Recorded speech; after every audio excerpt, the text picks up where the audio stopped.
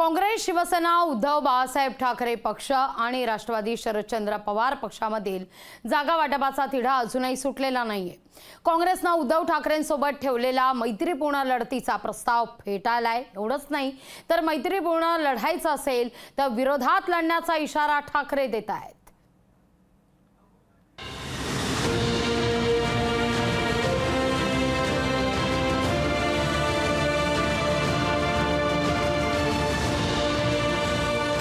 मैत्रीपूर्ण लढतीचा प्रस्ताव उद्धव ठाकरेंनी फेटाळला।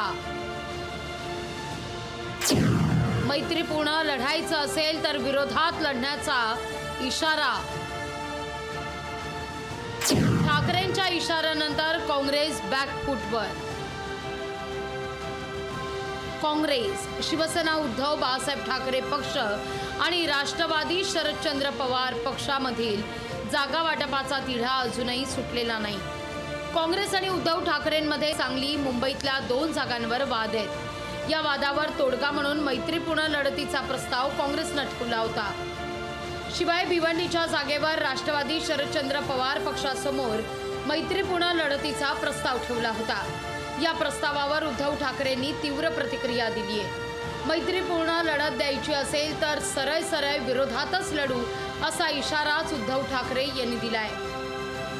मैत्रीपूर्ण लढतीला काही अर्थ नसतो, कारण जेव्हा मैत्री असते तेव्हा लढत नसते आणि मैत्री पूर्ण होते तेव्हा लढत होते। त्याच्यामुळे तो निर्णय हा मला नाही वाटत ते करतील, कारण तसं झालं तर तो केवळ महाराष्ट्राचा नाही तर देशाचा घात होईल। फ्रेंडली फाईट नाही होतीये, या तो फ्रेंडशिप करून तो फाईट करतो। उद्धव ठाकरेंनी थेट महाविकास आघाडी तोडण्याचा इशारा दिल्यावर काँग्रेस बॅकफूटवर गेली आहे। जास्तीत जास्त जागा जिंकण्याच्या उद्देशाने हा प्रस्ताव ठेवल्याचा दावा काँग्रेसने केलाय। हमारे इसमें किसके को जगह ज़्यादा मिली, ये हमारा किसका अपर हैंड है जगह वाटप में, ये हमारा डिसीजन नहीं है। हमने शुरुआत में कहा कि हमारा डिसीजन यह है कि महाराष्ट्र में 48 जगह में महाविकास आघाड़ी जीते, उस आधार पर निर्णय हो, ये भूमिका हमारी है। मैत्रीपूर्ण लढत एखाद्या जागेवर असणं समजू शकतो, पण 4 जागांवर मित्र पक्षांशी भिन्न म्हणजे दोस्तीत कुस्ती होणार होती।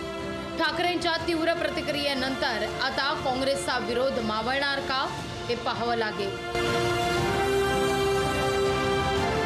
ज्योत्स्ना काँग्रेससह स्वप्नील जाधव, लोकशाही मराठी, मुंबई।